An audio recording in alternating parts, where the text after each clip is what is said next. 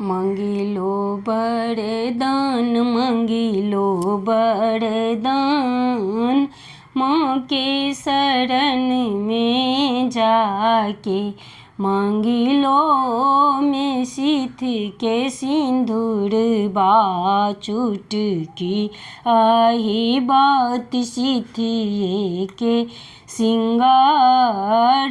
माँ के शरण में जाके मंगिलो में गोदी के बालक बा गोदिए के सिंगार, गोदिए के सिंगार।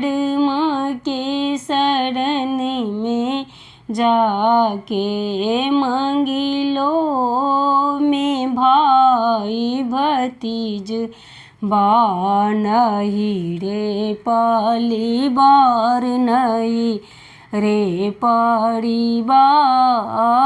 माँ के शरण में जाके मंगिलो वरदान मंगिलो वरदान।